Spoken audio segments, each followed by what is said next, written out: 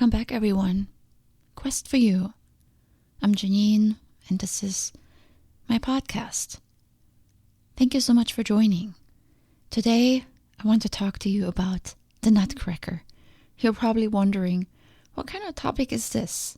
How does it relate to the quest for you? Well, we're going a little bit different today, because I want to share with you one of my Christmas traditions. I realize this comes out after Christmas, but it is something that I'm actually about to do as I'm recording this episode. Today, later, I am going to see the Nutcracker. And I thought I'd share this with you. It's a little bit of a Christmas topic, but it's also something new and different maybe that you have not experienced yet. And I know the new year is around the corner, and maybe you are shooting for trying something new, putting yourself out there, challenging yourself to do something new. And if you've never been to see the Nutcracker or any type of classical ballet, then this may be your opportunity. Probably you have to wait till next year in December when it plays again, but you can find other plays that you might enjoy. I love the ballet and the music of the Nutcracker, and I actually try to see it every year before Christmas. I made it a tradition for myself a few years ago, and even if I'm traveling, then I try to see it wherever I go. So, if you don't know about the Nutcracker or don't think you like ballet, hang in there with me and learn more about it. I'm actually not a huge ballet person either, but the Nutcracker is very special.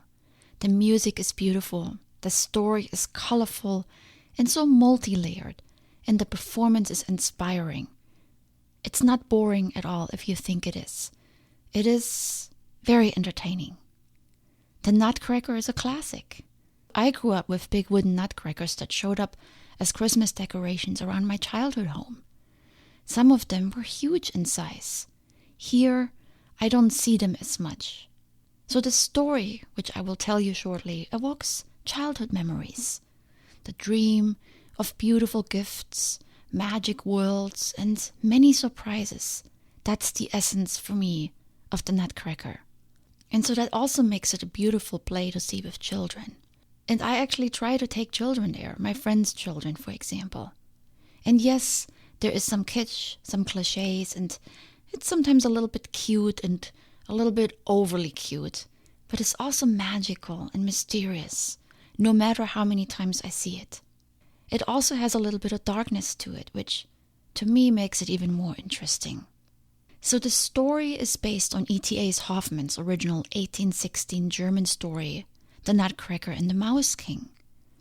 And Hoffmann's story was then later adapted by Alexandre Dumas and became the basis of the Russian ballet The Nutcracker, which was first staged in St. Petersburg in 1892.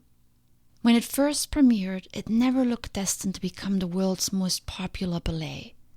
Critics claimed that it was inconsistent and that the composer Tchaikovsky was staging it way too extravagant. It lost some popularity by the mid-20s, but later it was discovered by the West and first performed in the US in 1944, actually here in San Francisco.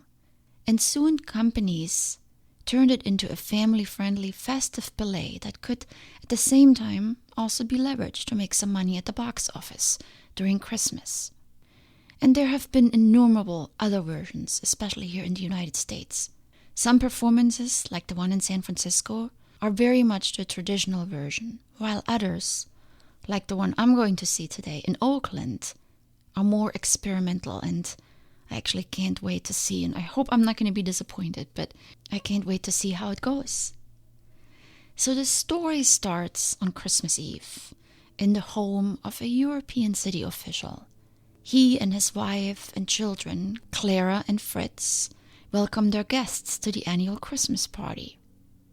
The party grows festive with music and dance as Uncle Drosselmeyer, who's Clara's godfather, arrives. And Drosselmeyer is a skilled clockmaker and toy maker.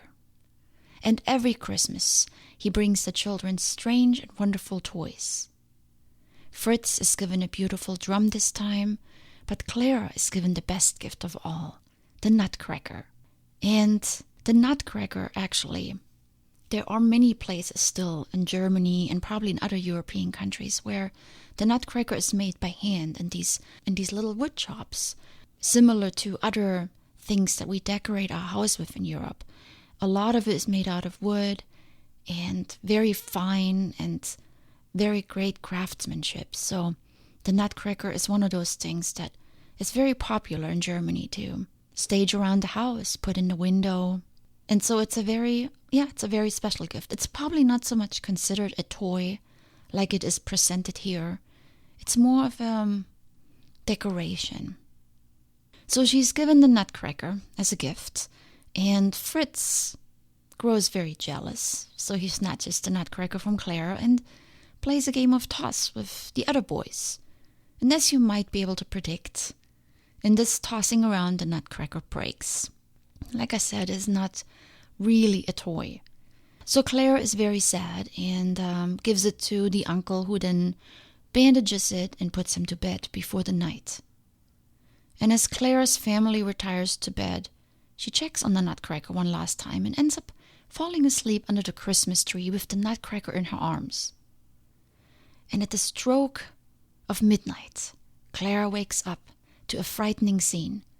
Strange things begin to happen, and that's also when the mystery of the Nutcracker starts to take place. The house, the tree, and the toys seem to be getting larger. Out of nowhere, large mice dressed in army uniforms, led by the Mouse King, begin to circle the room while the toys and Christmas tree come to life. Claire's Nutcracker groups the soldier toys into battle formation and fights the mouse army. The Mouse King traps the Nutcracker in the corner, but the Nutcracker can't overcome the Mouse King's strength. So Claire makes desperate moves to save the Nutcracker from defeat and throws her slipper at the Mouse King. The Nutcracker is able to overcome the stunned Mouse King and claims victory. The mice army quickly carries away their king. The Nutcracker then is transformed into a handsome young prince, just like in the fairy tales. He gets on Claire's sleigh and drives through a snowy forest where the snowflakes turn into dancing maidens. He invites Claire to journey with him to his real home. And here's where it gets good: the land of sweets and the kingdom of the Sugar Plum Fairy. The Sugar Plum Fairy becomes impressed with Claire's bravery and the Nutcracker's heroism. And in their honor, she takes them inside the candy castle and throws a lavish festival. They're all treated like royalty and presented with every imaginable sweet. And she's also rewarded with a celebration of dances. From near and far, marvelous characters come to entertain her.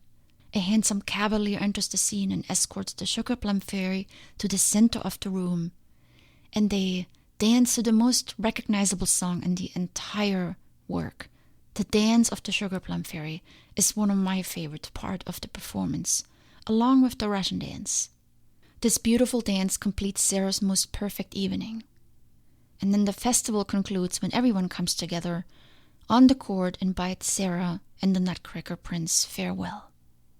She tells the Nutcracker she wishes the adventure would have never ended, and he tells her it won't for those who have an eye to see it. Soon the land of the sweets begins to get hazy, and Sarah opens her eyes to find herself back in her old armchair in her parents' house, wondering if it all was a dream. So maybe I'm a little bit biased because it's a European play, showcasing the traditions I grew up with. It's often amazing to me, actually, how popular it has become in the US, given that the tradition of Christmas here is a little different. So to me, yes, it's a bit of a trip back down memory lane into my childhood.